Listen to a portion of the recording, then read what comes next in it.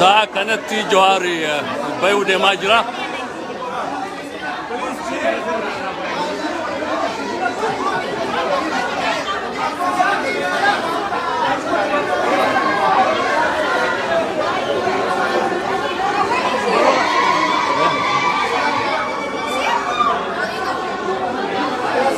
What do you want?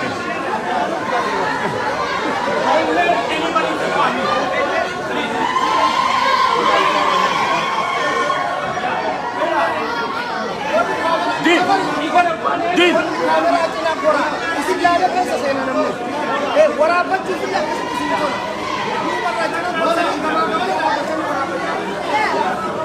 Congratulations, buddy. Yeah, proud of you. Yeah, we did it. Yeah, yes. Gary needs to send a donation. Okay, hello.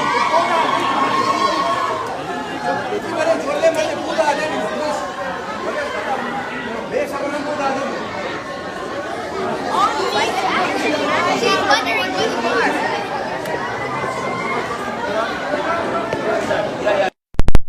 Oromoon baga gammaddan isinin jalaatiin kunoo bulloon mana polis seenee jira. Daqiiqaa xiqqoo booda gabba'uu deema. Uummanni akka argitan kanaan isa simachuu fi magaalaa irraa buqqa'ee ba'ee jira. Namni baay'een isaa ala jira. Haguma namuma xiqqatu hayyama argateetu as seenee jira. Nooliin tura. Daqiiqaa xiqqoo booda bulloon gabba'eetiin uummata dubbisuu deemaa jira. Galatooma.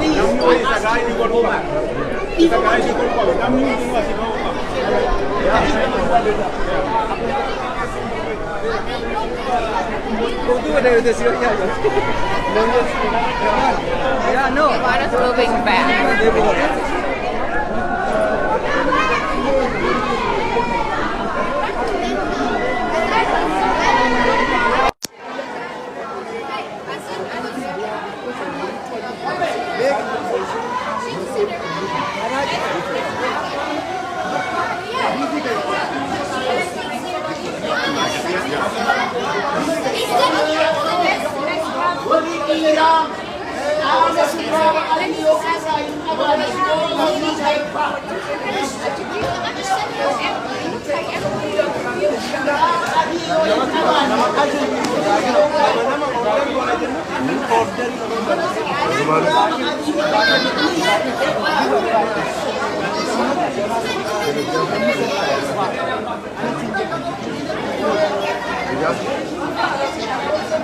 Okay. Okay.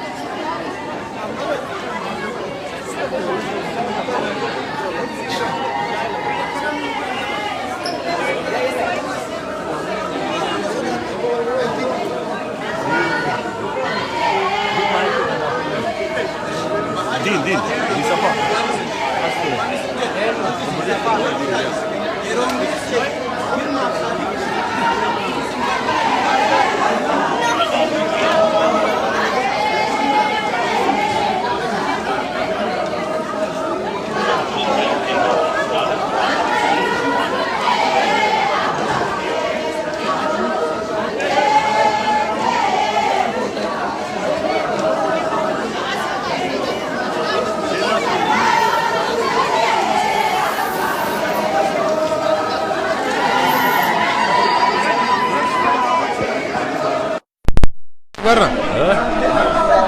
Ya.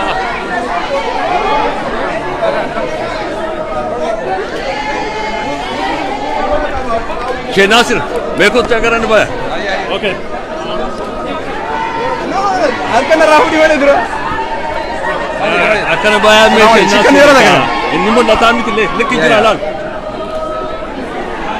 sigara kete Me guyyan kun isin mali she Nasir bullon magala tun city sene jira. sirri Kanafu yero inni mana hila ture bae olin wa falmata ture. Baay'ee gartanii nama jaalatamatu haala magaalaa kana seene amma bayuu bikka ga'eef gabaabatti mee maal jettan guyyaan kun maal isinitti dhaga'ama?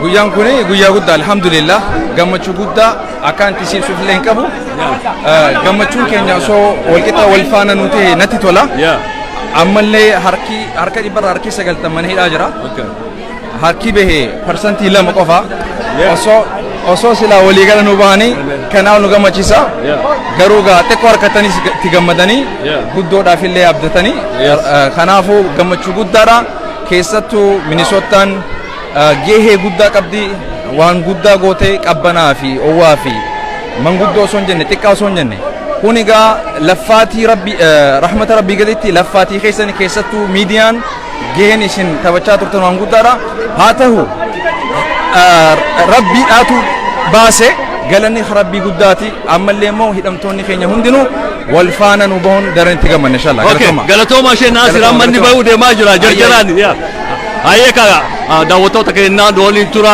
bulloon bahuu ga'ee jira walumaan simanna.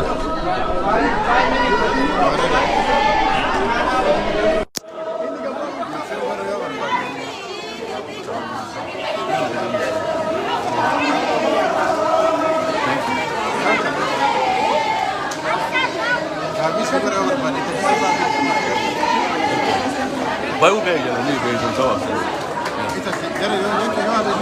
Ya, bayu dia maju lagi.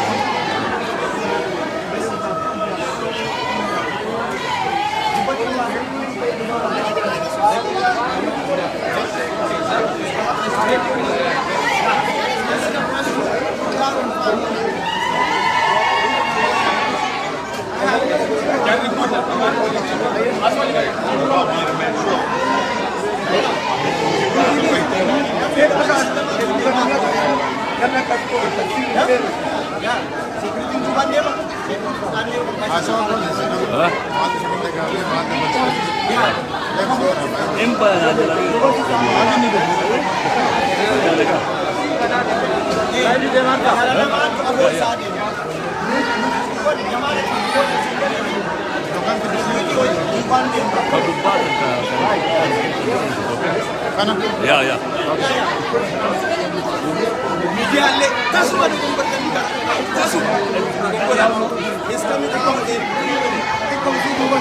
And then no asumara focus ko tumele para please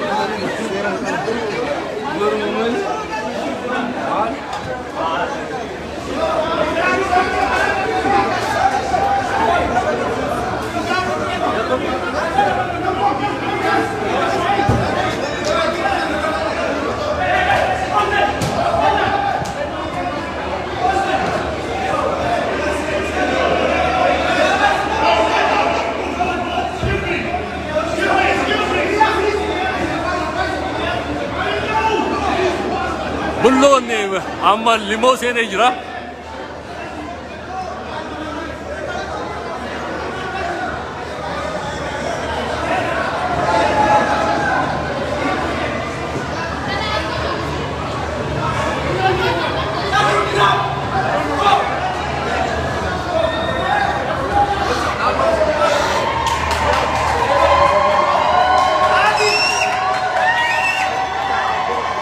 Bulloon amma karaa seenee jira. Uummanni kun akkana simateeni.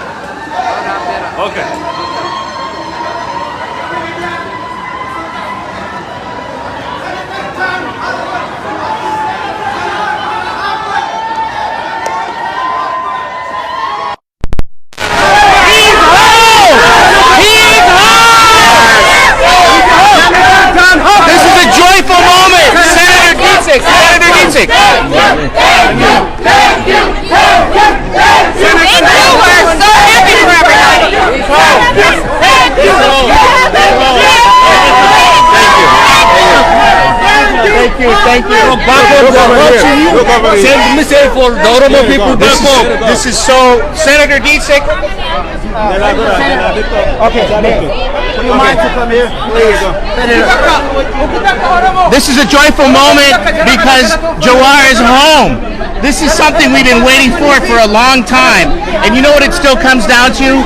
We believe in human rights. We believe that people have the right to do what they want to do in a free, God-living country, and this is America, and we need to remember that. So welcome home, Jawar. Welcome home. Okay. I just want to thank everybody for letting me be a part of this journey. I agree with what Senator Hoffman said. My name is Carrie Dietzig. I'm the state senator for the Cedar Riverside area. We are so excited and so happy that Jawar is home. It has been a pleasure and an honor to work with everybody here because the community stuck together and the community worked really hard, and we are here to support the community, and we want to make sure that everybody comes home. Thank you. I just want to say, Oromo people who marched like Abdul Razak, everybody in the Twin Cities, thank you so much for being a voice, for working hard.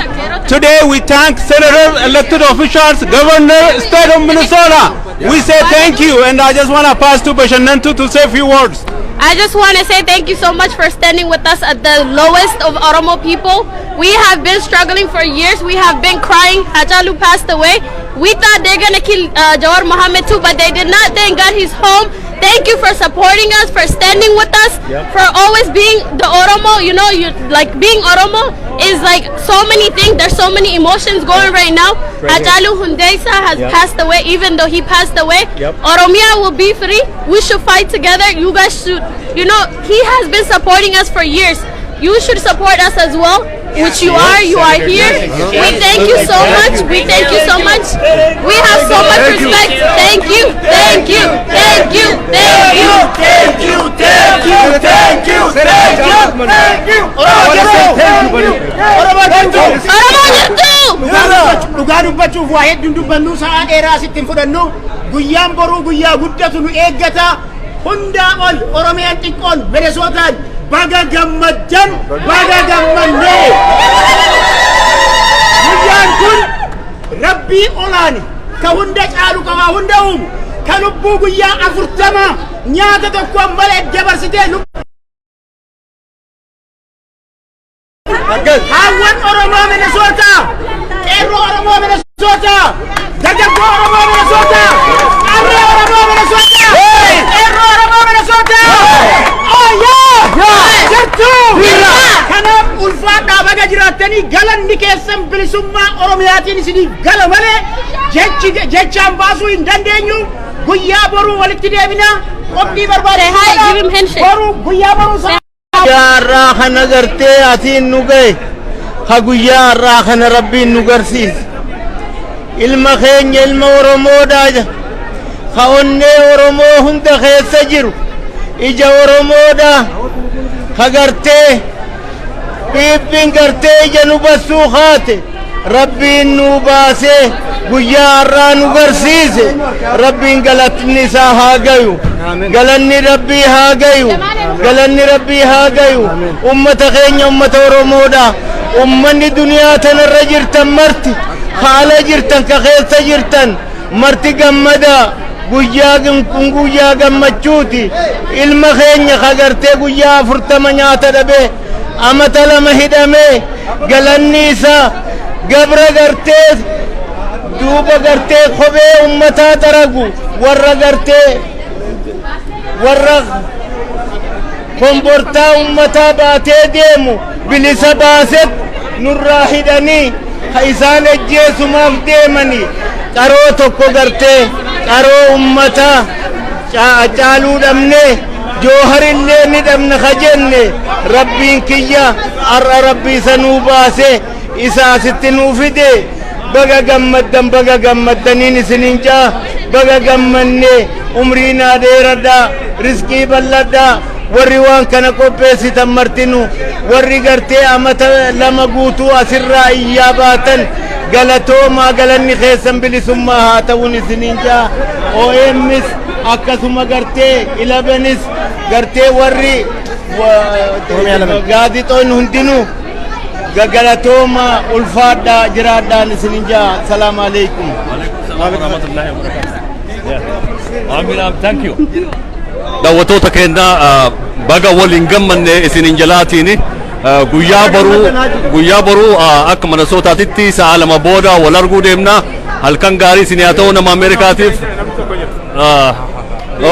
nama naa fidanii jiranii egaa nama qabsoo irratti yeroo baay'ee beektanii kunoome Jamaal Ali waan inni jedhu meesarraa caqafna. Wallahi dhugaadha gammachaa kabajamtoota dhaggeeffattootaa fi daawwattoota keenya kanneen addunyaa mara keessa jirtan kanneen nu daawwachaa jirtan kanneen as jirtan hundi keessanuu baga gammaddanii Minisootaan Oromiyaa xiqqoon arraan tana gootasii kabajuuf arratti airport international airport Minneapolis St. Paul walitti qabamnee goota keenya akka ajaa'ibatti qeeballee jechuun Johaar Mohaammed akkasumatti namoonni ni galatoonfachuu barbaadu ilmaan Oromoo kanneen dhiiraa fi dhalaa kanneen as jiranii fi senaatara keenya John Hoffman kanneen yeroo senator Kerry and senator John Hoffman as nu keessa jira akkasumatti senator Kerry as nu keessa jirti warreen ammata bara dheeraa nu gargaaraa ture yoo rabbiin jee senataraaf Oromoon teenyaas cehaa jirti kan akka Tashiteefaan bikka isaanii bu'anii dalaguuf qophiidhaa jechuudha. Oromoon bikka jirtanii nama keessan dhagaan hin darbatina. Johaar Mohaammed bikka jirtanii nama keessan dhagaan hin darbatina. Hayyuu keessan dhagaan hin darbatina. Hayyuu keessan namni dhagaan darbatu diina qofa. Kanaafuu ilmaan Oromoo bikka jirtanii waan itti amantan godha waan Oromoof tola. Kanaafuu arraan tana qabsoon ilmaan Oromoo North America keessa goote especially Minnesota Washington DC dhaquudhaan community Oromoo ta Washington DC dha tan hadiyyoomte ol kaafnee diina keenya kan North America keessa jiru faffacaafnee bikka isaan nu qotan maqaa isaan nu kaayan terroristi san isaanit deebisnee abashaa yookaan immoo terrorist waanjuu ifi isaanitti qabatanii jechuudha. Jamaali baay'aati qabsoo gooteetiin gartee namni Jawaar akka mana hilaa bahu kan mingolan keessaa ati gartee harka guddaa namni qaba keessaa tokko galatoomsin jennaa boru saa lamatti ol argina amma chaansii hawwootii teennaa yoo kenne maal jette? Bareeda dhugaa jettee waan jechuu barbaadu fixee gammachuun na dhagahamtees gammachuu hagan qabne waan amata 2 guutuu itti qabsooyne firii tan dura harkanne Hacaaluu hundee isaatiif gootawwan keenya kan dhume ni kafalanna dhiiga isaanii ammoo bilisummaadhaan dhiiga isaanii deebisna ammoo goota keenya halafeef gammachuun nu dhagame gammachuu lamaa waliin nu laagame tan Johaar Mohaammadii fi Baqqala Garbaatii fi akkasumatti Koloneel Gammachuu Ayyaana warreen hidhaa ba'anii fi warreen nurraa dhumanii gammachuu lamaa wal keessa nu ta'e gara guddaan ammoo nama jiruutu fuula duraas dalagaa baga gaafii bareeddu tana gaafatte atiis teeknishaana keenya Amrullaa jabaadhu galatoomii umurii dheertu fayyaa bilisummaan si hawwaan jaa. Galatum hawwati irraa nama tokko afeeraasitti baga gammaddan isinin jedha mee guyyaan hadhaa kun isiniif maal akkamiin laaltan bee? dura dursee rabbii kiyyaa galata galcha rabbii guyyaa har'aatiin nu ga'ee galata galcha alhamdulillahi rabbil aalamiin rabbii ummata Oromoo rakkoo guddoorra waliin baane Oromoon baruma dheeraa rakkattee haa taatu bara kana lamaan nutti cimte ija teenna Jawahariin onnee teenna nu jalaa qabanii onnee teenna nu cabsanii hedduu nu dhagahame rabbiin ammootinu kawanni isa dhiben jiru ummata Oromoo Jawahariin waan bitadhuun hin qabu ani antama dhuunfaati yaa dubbadha akka malee Jawahar jabaata nu maraafuu onnee teenna rabbiin nu haa tiisu tika ofii keessa nu haa jiraachisu baga nu gammachiise Jawahar gaafa yaa Oromoo faristi jedherraa onnee teenna seene dhugaa dubbatee jaalala nu kennee jaalala nurraa bitate akka malee wanni isaa nu jabaatti rabbi nu haa tiisu fayyaa nu haa kennuuf umrii nu haa dheeressu waa hillan isaa ka hafan waliin fuula duratti rabbi isa haa oofu rabbiin umrii isaa nu haa dheeressu ummata Oromoo baga gammannee baga gammaddanii maatiin isaalleen ka irraa dhalatelleen baga gammaddanii haati